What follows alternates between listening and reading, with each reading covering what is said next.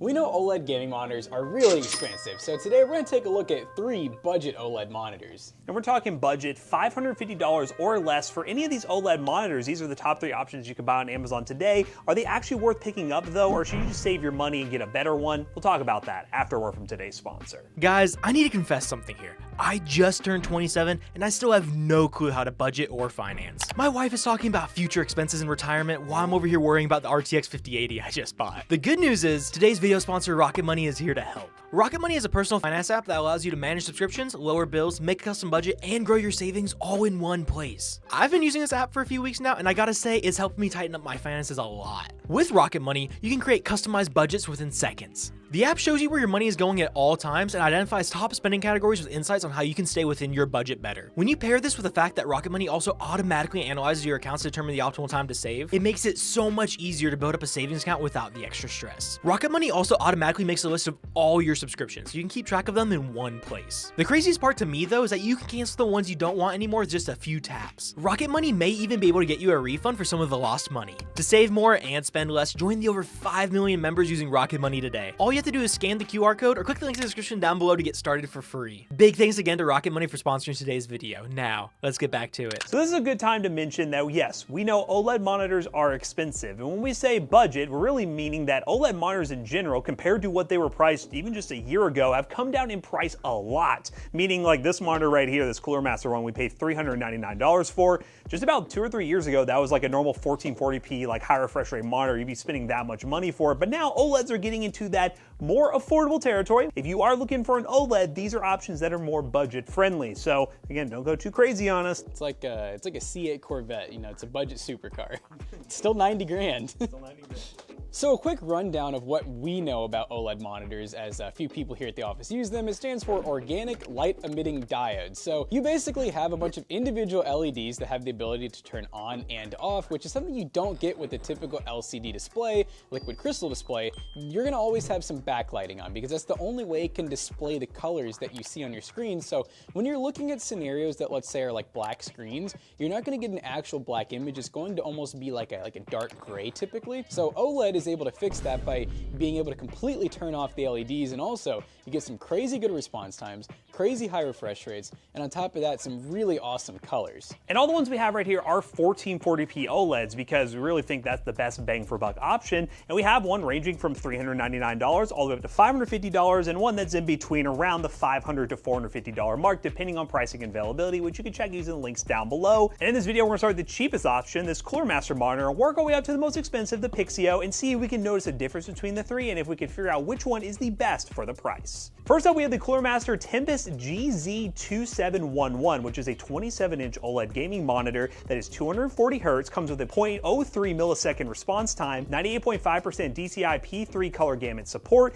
free sync out of the box, and it comes in at $399. Now, we are gonna unbox this monitor now, but I have to mention the price of this monitor has gone up, and I do think it's to do with dead stock because it is quite an older monitor. It's one of those where it's been around for a while. Reddit seems to have some negative things to say about it, but we're just gonna dive in and give our impressions on it. If you do find this thing in stock on sale for around $399, which seems to happen a lot whenever they have extra inventory of it, is it worth picking up? Like Matt was saying, OLED's one of those technologies that's so new that it is rapidly developing and expanding as people figure out about like how nice it is. I think we're gonna start to see some really cheap prices as time goes on. He meant to do that. Now, you know what? Cooler Master had to give you an advantage already because you already broke part of your stuff. Yeah, so it's 3 amps. It can do 240 watts.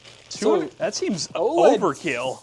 Maybe OLED really does take a lot more power. I never really thought about that. 240 is a lot. I have to plug that with a watt reader. I want to see what that actually pulls under load. But I do wonder if maybe you turn the brightness up, because you know, like when you turn the brightness up on an OLED, they are bright typically. Which I know that's one of the complaints Matt read on Reddit was that, you know, OLED gets really bright, like so bright that a lot of them have technologies built in that'll do like a localized dimming. So if it realizes you're in like a scenario where the screen's just flashbang white, or like a video game where it's really bright, it'll literally dim, you know, parts or all of the screen.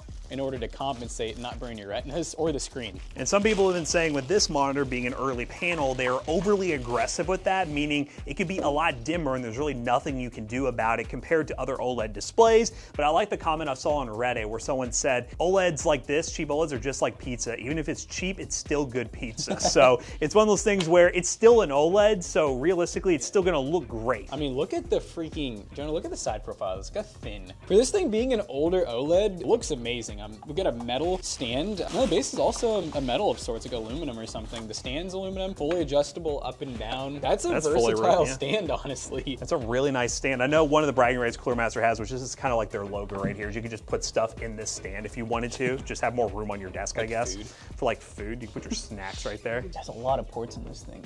Like a lot of ports. Like, why does a monitor need this many ports? So we have our DC power in, we have 2 HDMI, 2 DisplayPort, DisplayPort 1, DisplayPort 2. We have a USB-C that is also for video in. So you literally have 1, 2, 3, 4, 5 different options. We got a headphone port. Cool, this is USB B 3.0 connector. USB B 3.0 plugs into here. That gives you USB pass-through, so then you can plug your keyboard and mouse into there if you want.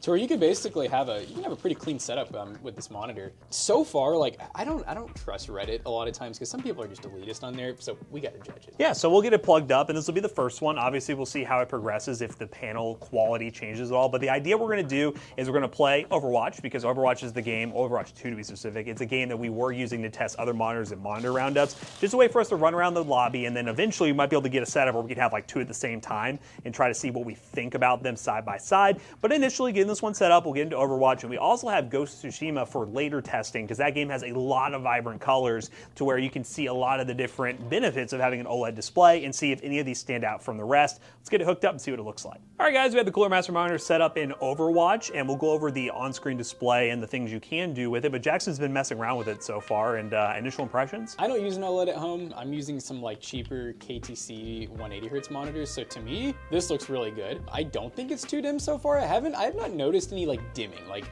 I even checked by like looking up. I checked by looking straight at the sun. I've also gone to like some kind of darker areas, you know, and I haven't really noticed anything crazy. But I will say, I mean, it's just OLED to me, you know what I mean? Like people gotta remember, OLEDs in dark areas, they get really freaking dark, and some people just aren't used to that. But it looks amazing, by the way, before I show you the settings. Like it's so freaking smooth, the response time's amazing. We're kind of locked at like 240 right now in Overwatch, so it definitely gives a thumbs up of approval for the price of what type of performance you're getting. Here's, what does that do? That's contrast. Oh, that's just brightness and contrast. So brightness was 100% out of the box. Yeah, contrast 70%. I'm also like, I'm a lights off gamer, you know, personally too. So like, for me, this would be plenty. Like this feels about as bright as mine. There's a lot of different adjustments that we can do.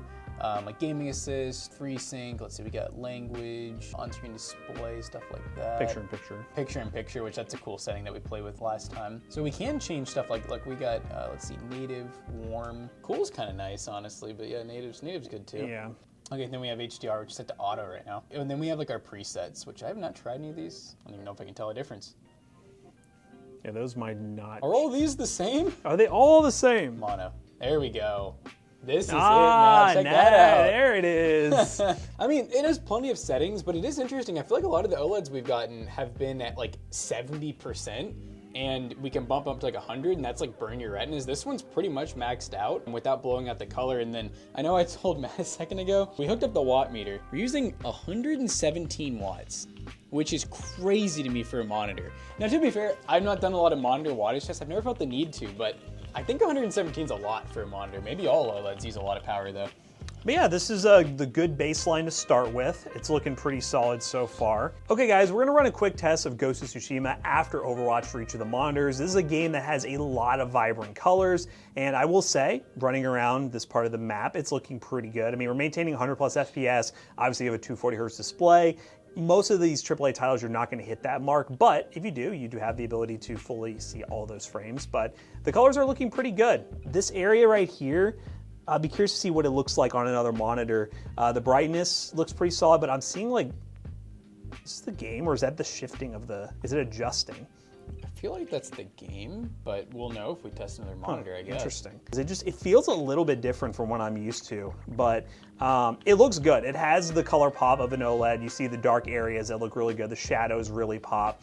And everything looks solid so far. Really, we just now have to, after we tested Overwatch, we've tested this game, we have to see side by side if we notice a difference, and really just compare to see if spending an extra $100 makes sense, spending an extra $150 makes sense, or maybe you should really wait to try to find this monitor in stock again at a great price, because so far it's looking pretty good, but we have to compare to the others to see if this was worth it. Next up, we have the AOC Agon Pro. More specifically, the model is the AG276QZD2, which is a very long model name. Once again, this is a 1440p, 240Hz monitor, 0.03 millisecond response time. It comes with a 101% cover of the DCI P3 color gamut, and it comes in at a price point of $489. So we are stepping up a decent amount of money here, about $89 to be specific. It also is a 26.5-inch display, which is an interesting size. So shout out to AOC for sending this one over. AOC sent over a monitor, Pixio sent over a monitor, and we bought the Coolermaster monitor on Amazon. So I'm curious to see what they have to offer. Ooh, this one opens different. This one's gonna open up nicer. We won't drop their stuff. I do prefer this like so much more. Oh, look at this. A little color report. They let us know exactly how our monitor is doing. So yeah, I'd be curious to see what a 26.5-inch display looks like, because 0.5 inches, that's a lot. Right, guys? Right? Okay, so just like the other monitor, we get a lot of stuff in the box here. We got a lot of stuff. Oh my God, it never ends. We got HDMI this time. We got DisplayPort.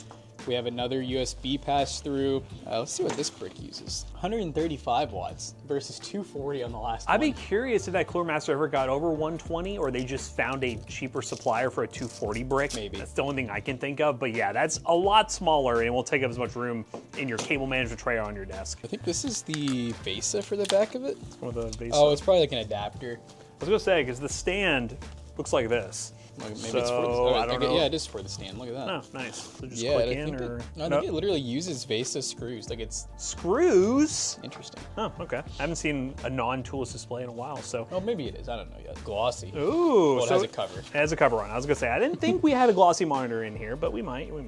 So go ahead and remove this so we can see what we're working with here. Yeah, actually, it is glossy. Yeah. So we have a glossy display, which this is gonna be a very unsatisfying kill. You ready? Nice. From my experience, it actually makes OLEDs look a little bit nicer. It makes them pop a little bit. That's crazy. From like the angles, it looks purple.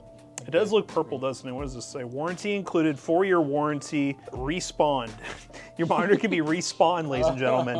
0 dead pixels, 4-year advanced replacement, 1-year accidental damage. That'd be the one thing too, and as always, I would look up information on all these monitors to be safe, depending on what their warranty is. Normally, burn-in is something that's a big concern. I feel like we've gone far to the video without talking about it. These monitors will come with basic burn-in warranties normally, as long as you follow their advice on how to handle the proper care for the monitor, but I'll be curious to see what AOC's is like versus a Pixio or things like that. Okay, so, oh, you know what? That attaches straight on. So this, oh, you know what? I see now. That's for if you want to base mount it. Gotcha. So totally separate. Okay, so this should click in like that. Easy peasy. This is why we don't jump the gun. We take everything out first and we see what's going on. So go ahead and put this bottom stand on, and I'm seeing a wide range of ports. Looks very similar, but we're just missing a USB-C.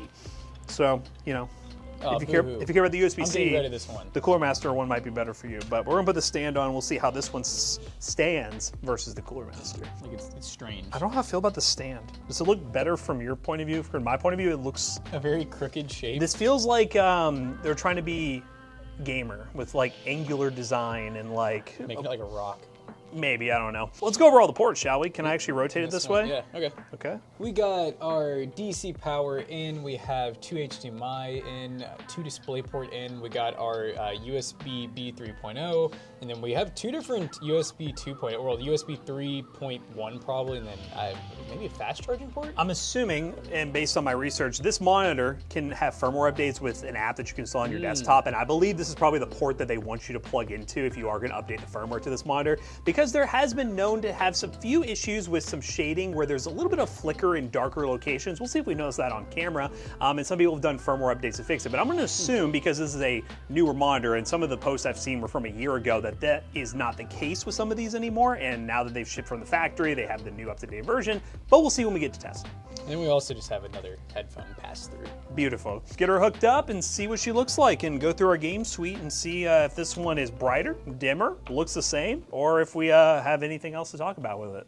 So we're testing out our AOC monitor now, our OLED, and we're in Overwatch again. And this is definitely looking brighter. I hope you guys can see the difference on camera, but it looks brighter, it looks a little more vibrant. But I gotta say, you know, when we're talking about, is this a $150 difference? So it's $489 versus $399, so $89. $89, okay, that's not as bad. Like, I'd probably just get this one over the Cooler Master. I can kind of already say that with confidence. This is on 90% brightness, which, yeah, we can try out 100 real quick, just to see for giggles, and we'll look at the menu. There's again. a big button on the right side. Big button? Oh, big button, yeah. Big button. Now, how do they do all this? So we got game settings, let's see, shadow control, and built-in FPS counter, that's kind of cool. So luminance, we're at 50% contrast, and here's 100% brightness. That's a little bit. Yeah, it gave us something, yeah. So that's cool that we can do that. There is an eco mode if you want to save power. We did realize we're going to go back and hopefully Mikowski can put a correction. We were on volts. We do this every time. The meter resets, so that was not watts you guys were seeing. This monitor is only pulling about 30 watts. We got picture-in-picture settings, many different, there's a lot of settings here. Color setup, so we can do low blue. We're on warm right now. Interesting, that's a big difference. Yeah. So warm, normal, cool, and then user. Ooh, I kind of like user, that's kind of nice. This monitor has some really cool settings. I really like that, looks cool. That's very, very colorful. Oh, does this have lights on the back? Oh yeah. Look, I just love that OLEDs have like LEDs in the back of the monitor. I feel like every single one I've seen has it. Everything's OLED. I like though, you can change like everything through here and you don't need an app. Isn't that so nice? Wow, beautiful. Pixel orbiting, we have set to weak. Auto warning is on. We can do pixel refresh, which is currently off. There's a screensaver. This is really cool. This has like everything you could need to keep your monitor nice and safe. And if it bothers you having it and you know you turn your monitor off and everything, then I guess you don't have to use any of this. I like that they give you a choice though. That is cool. And then on-screen display setup. Yeah, and that's it. So this one definitely has more settings too. Definitely more settings. All right, so I'm already saying this one visually looks better. It's brighter than the Cooler Master. The one thing that we've all agreed is we don't really like the stand. I don't really get what they were going for. It just is, everything is angled at weird ways. I get that it's not supposed to be symmetrical, but it just feels kind of weird. It's definitely more wobbly too than our Cooler Master one was, because that one was just very thick. But honestly, I recommend running a base amount, on the back of your desk anyways, so I'm not gonna deduct points for that. Okay guys, we are in Ghost of Tsushima again, and one thing we noticed when I was looking at the sun ray effects that are happening in the sky on the Cooler Master monitor, when we were looking up, it was auto dimming very aggressively. And it's not really doing that as much on this monitor, because I think, again, with all the protections that they allow you to turn on and off, it allows you to fully maximize your OLED. Now, yes, it does put you at risk for more burn-in opportunities, but if you take care of your monitor and maybe use the screen care stuff every so often, you'll get a good lifespan out of these monitors. But it is interesting to see that Cooler Master monitor definitely errs on the side of, we're just gonna make sure you don't screw it up. So we're gonna force you to run this mode, which can make for a worse experience. But for some of you at home, I don't know, it'd be interesting to see if that really makes a difference for you, but I will say, colors pop. If we're going to somewhat darker areas, there's been known to have like flicker effects in really dark areas. Try to see if I can find somewhere a little bit darker. But like just standing in the shadows and everything, I'm not noticing anything. Normally it'd be like off in the distance right here. And the shadows look really good. Really impressed with this monitor. I think it does pop. I think the glossy display does make a pretty big difference. But you know what? We're saying this without having the other monitor next to it. We should do some side-by-side testing with the Cooler Master monitor so we can see what that difference is actually like and see if we're tripping right now, if we just totally forgot between our lunch and taking a look at this monitor.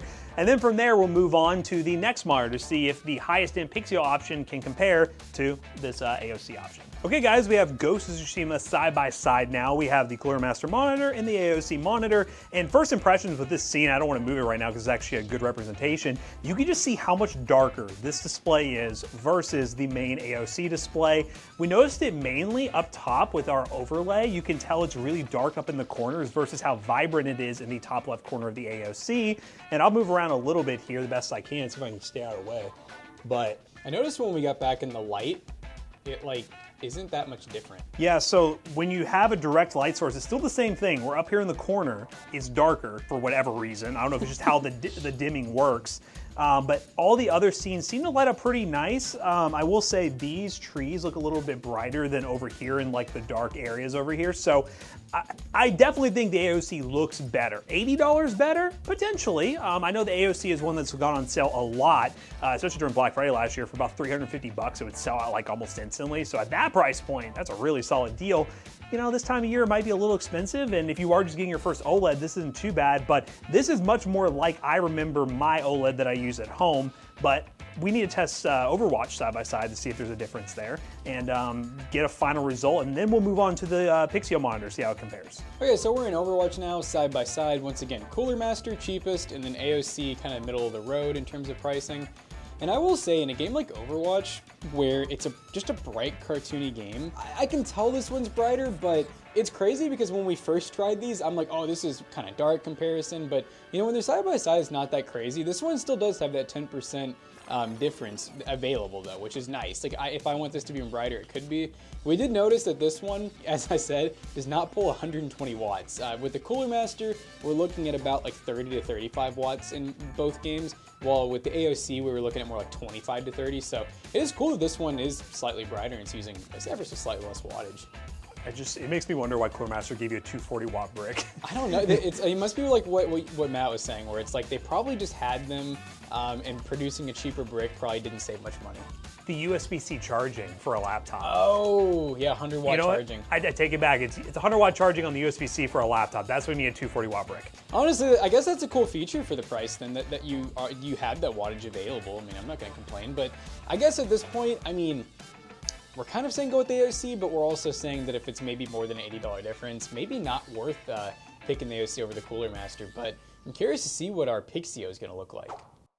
Now let's take a look at the Pixio monitor, the PX277 OLED Max, which is a 240Hz 0.03 response time monitor with USB-C for charging and display, a KVM switch built in. We'll talk more about that here in a second. And it comes with 98.8% coverage of the DCI P3 color space, and it comes in at $550 for this Pixio monitor. So one thing to mention, Pixio sent this over, we said that already, and this is the monitor that I do use at home, so I do have quite a bit of experience with it. Now I remember something that's interesting about this one. This one comes in like a bag. Oh, really? Yeah. Minus points for the unboxing experience. Very basic. I feel like all Pixio monitors show up in this basic red box, very basic packaging, but you know, if the monitor's good, it's fine. It is what it is. We good? We good? Yep, okay. So here is the stand coming in like so. As the power brick, we check the watts to make sure it runs with 120 watts. Oh, whoa. Heavy. So okay. This one's 168. 168, which makes sense because okay. if it's, you said 100 watt pass through plus the monitor to be powered. Yep, that'll work. Dang, that thing, yeah, that's made of, wow, this thing's thick. Look at that.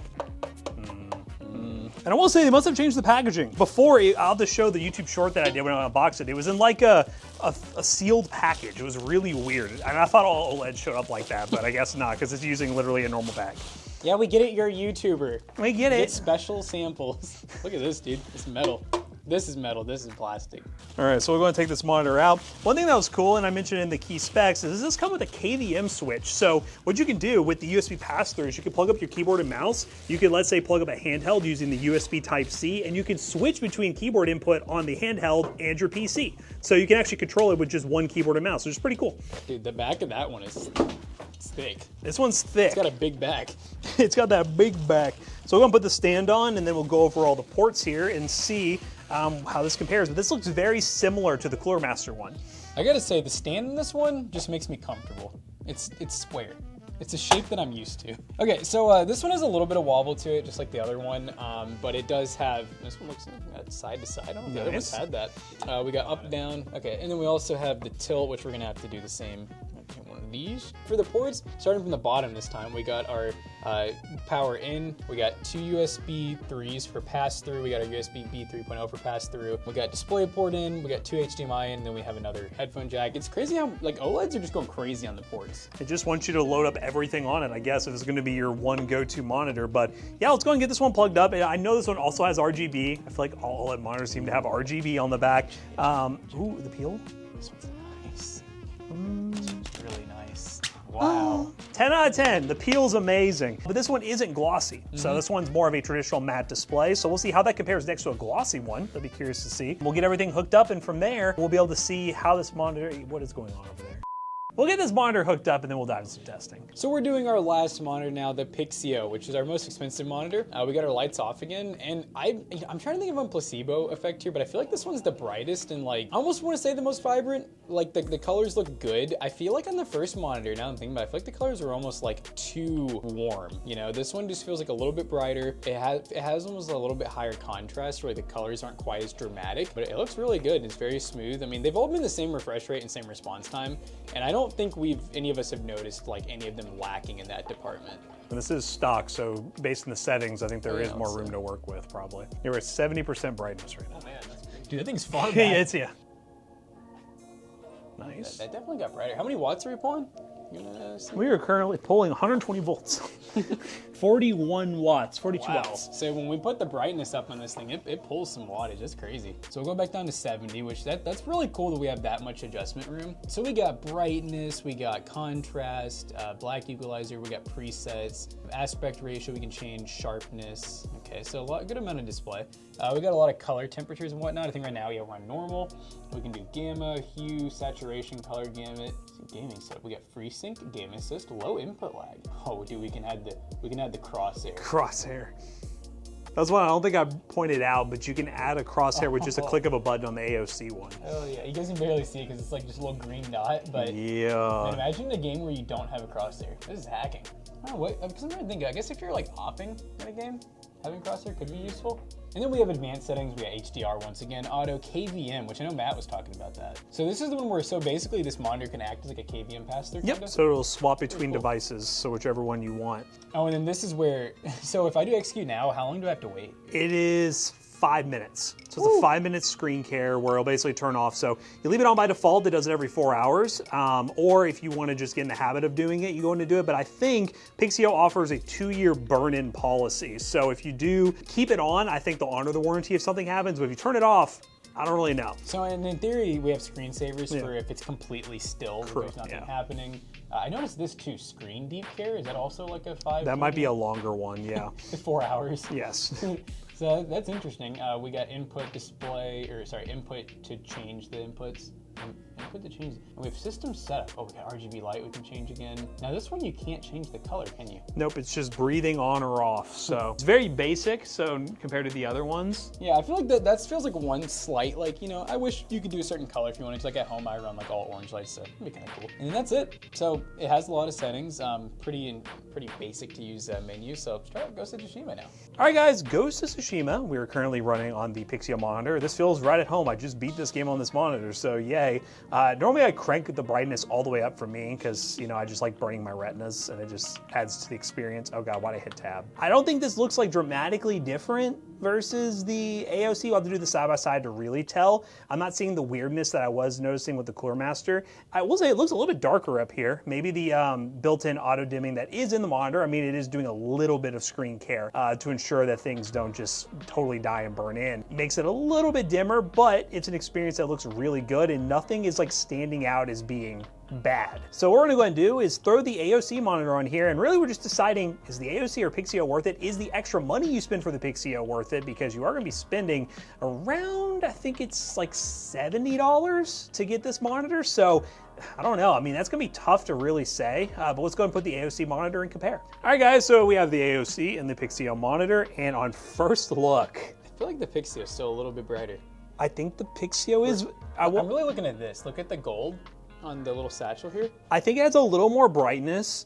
Very minute though, and also this is running on 90% brightness. This one is also running on 90. So I guess if they're running the same percentage, this one in theory would still be brighter. So I don't know which one I like. I almost like the Pixio a little bit more. I don't know, because I gotta say the Pixio I think is for 2 reasons winning. One is the stand. I like the stand on the Pixio a little better.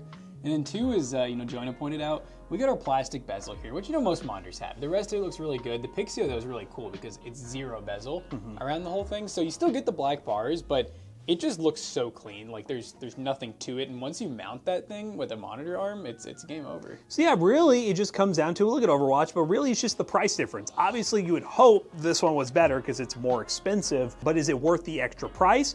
This one is much closer than the Cooler Master one, I believe. I think with the Cooler Master one, I could definitely see the argument of going to the AOC versus the Cooler Master, and I would definitely do that 9 times out of 10. This one, I'd be happy with either monitor realistically. All right, Overwatch 2 on our final 2 competitors. They're so similar. Like before, it was a decent difference I could see between the Cooler Master and the AOC, but between the AOC and the Pixio, they're just so similar. And I'm almost going back and forth on like which colors I'm liking better, literally depending on the scene.